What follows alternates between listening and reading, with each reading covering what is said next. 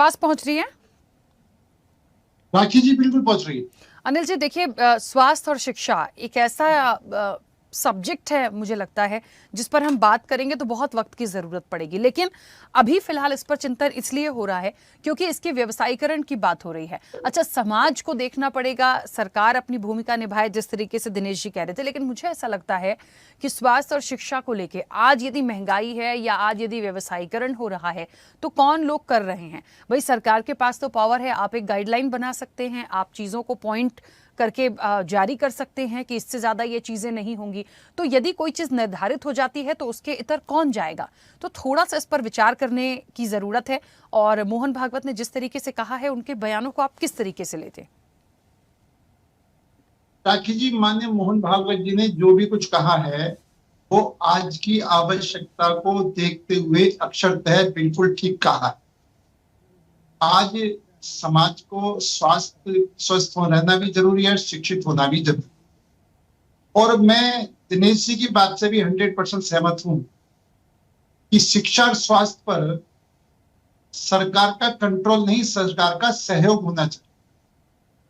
और सहयोग में जब हम एक तरफ इसके व्यवसायीकरण की बात करते हैं तो चाहे वो कोई भी सरकार हो, मैं बड़ा स्पष्ट कह रहा हूं, कोई भी सरकार हो, किसी भी पार्टी की सरकार हो, आज आप अगर शिक्षा पर जाएंगे, स्वास्थ्य पर जाएंगे, तो हम शिक्षा और स्वास्थ्य से आम पब्लिक के सहयोग की तो बात करते हैं, लेकिन अगर उनसे हाउस टैक्स लेंगे तो कमर्शियल लेंगे, बिजली पानी का बिल लेंगे तो कमर्शियल लेंगे, पानी का कनेक्ट लेंगे तो कमर्शियल बिल लेंगे, कोई भी परमिशन लेने के लिए जाएंगे तो निश्चित तौर पर जब तक दूसरा रास्ता नहीं अपनाओगे उसको किसी किस्म की कोई परमिशन नहीं मिले।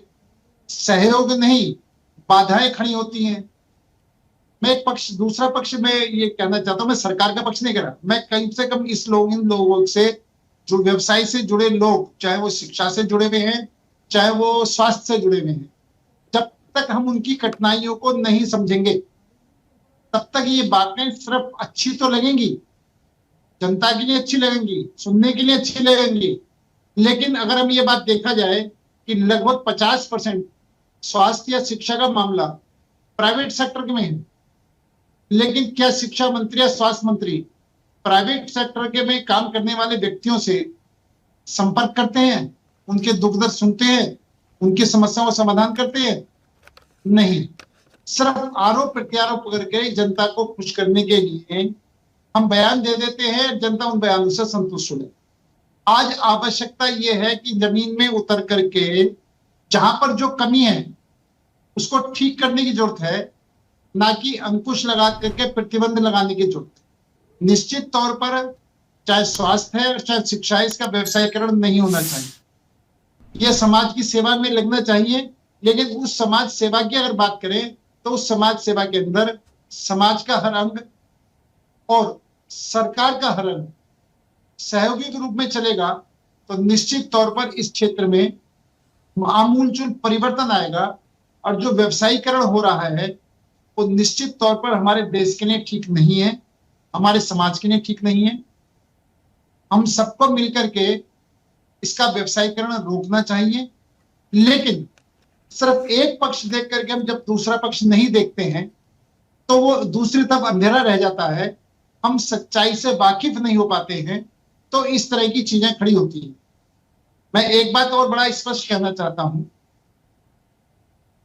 आप जो प्राइवेट स्कूलों में बच्चे पढ़ते हैं और जो सरकारी स्कूलों में बच्चे पढ़ते हैं, एक स्कूल पर, सरकारी स्कूल में लगभग 6 से 7 हजार रुपए पर बच्चा खर्चा आता है, जबकि सरकार प्राइवेट स्कूल के अंदर वो भी बच्चे हैं जो 1,500 रुपये महीना पढ़ते हैं और वो भी बच्चे हैं जो 10,000 रुपये महीना में पढ़ते हैं। यानी इतना बड़ा गैप प्राइवेट स्कूलों के अंदर फीस में और सरकारी स्कूल के खर्चे में। लेकिन सरकार की निगाह में तीनों चीजें एक ही कैटेगरी में। सरकार को निश्चित तौर पर इस पर भी विचार विमर्श करना चाहिए कि जो स्कूल 15,000 रुपये 10,000 रुपये महीना ले रहे हैं, जो स्कूल 1,500-1,500 रुपये महीना ले रहे हैं, जो हॉस्पिटल सस्ते में इलाज कर रहे हैं, जो हॉस्पिटल महंगे में इलाज कर रहे हैं, इन सबके क्या क्या दिक्कतें हैं, क्या क्या कारण हैं, किस वजह से इतना डिफरेंस है, इसलिए माननीय मोहन भागवत जी ने कहा कि जो रईस लोग हैं, जो मालदार लोग हैं, जो पैसे वाले लोग हैं, जो सक्षम लोग अनिल हैं, जी, यही वो तो मेरा प्रश्न था कि इसके लिए काम कौन करेगा। भाई यदि किसी ने हॉस्पिटल खोला या किसी का प्राइवेट स्कूल है तो वो अपने हिसाब से कर रहा है। ये तो सरकार एक गाइडलाइन जारी करे ना कि आप इससे ज्यादा इन चीजों को नहीं कर सकते हैं, तब तो हम उस पर काम राखी करेंगे, जी, नहीं तो कैसे होगा। राखी जी, मैं सभी सरकारों के लिए बात कर रहा हूँ। सभी सरकारों को ये पक्ष भी देख करके इसका समाधान करना चाहिए। हाँ मैं सभी सरकारों की बात कर रहा हूँ। ठीक है। और मैं ये बात, मेरा पक्ष क्या है कि जब तक हम प्राइवेट सेक्टर के काम करने वालों के साथ सरकारें बैठ करके उनसे विचार विमर्श करके रास्ता नहीं निकालती हैं, अगर कहीं लूट खसोट होती है तो उस पर बैन लगना चाहिए, उस पर रोक लगनी चाहिए, जनता की सुविधा में काम होने चाहिए। लेकिन ये दोनों पक्ष मिलकर बात करेंगे तो कोई ना कोई रास्ता निकल पाए। ठीक है पवन जी।